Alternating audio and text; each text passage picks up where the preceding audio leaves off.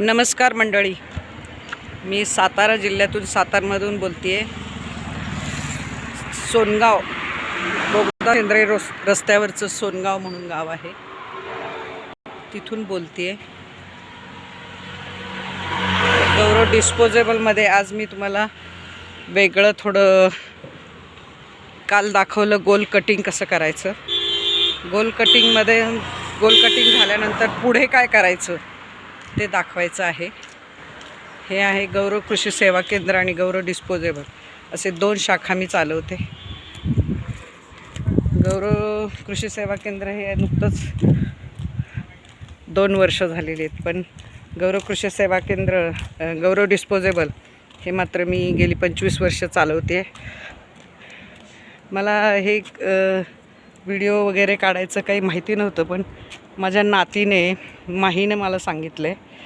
तिने मला यूट्यूबचं हे खोलून दिलं आहे चॅनल आणि सांगितलं आहे मी असे व्हिडिओ करायचे, बोलून टाकायचे. तर ती म्हणाली तू आता असं कर.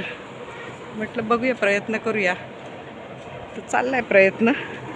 तर आज मी तुम्हाला माझ्या कारखान्यातील गोल कटिंग झाल्यानंतरचं पुढचं सांगणार आहे. मी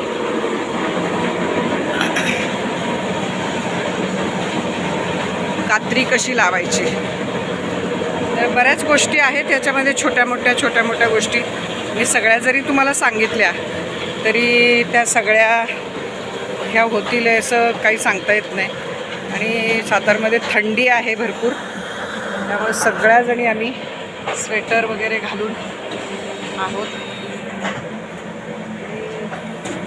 याला कात्री म्हणतात.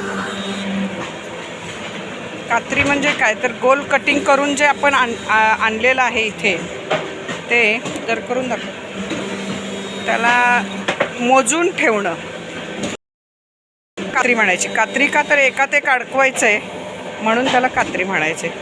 असं ते पिसायचं आहे.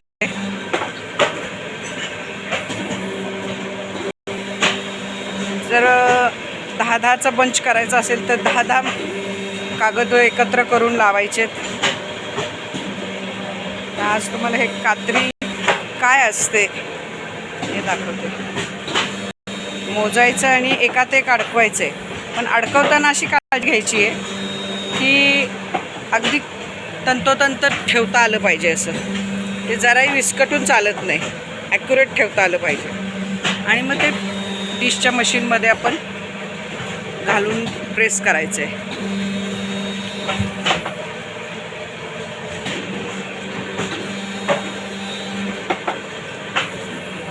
त्याला म्हणायचं कात्री लावणं. तर डिशचे बरीच प्रोसेस आहे. स्क्वेअर कटिंग झालं, गोल कटिंग झालं, आता कात्रीपर्यंत आले. उद्या तुम्हाला मी डिश करताना दाखवेल. आणि हा आता उर्वरित माझा कारखाना पहा. हे आता सातारा जिल्ह्यात यात्रा सीझन सुरू होतो आहे, त्यामुळं मटण थाळी ही तयार होती आहे.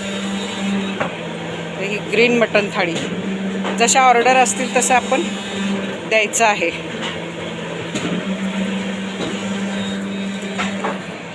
माझा कारखाना आहे.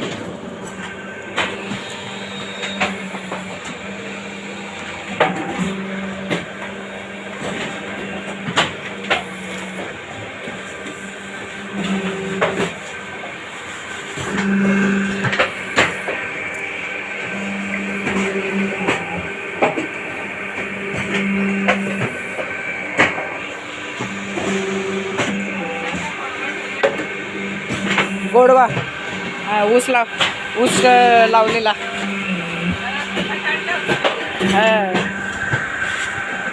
हे आहे कप्प्याची थाळी.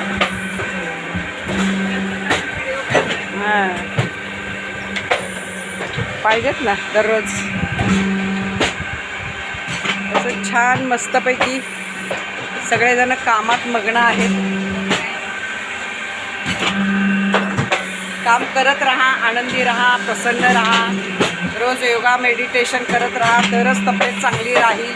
हे पण मला सांगायचं आहे. याच्याबरोबर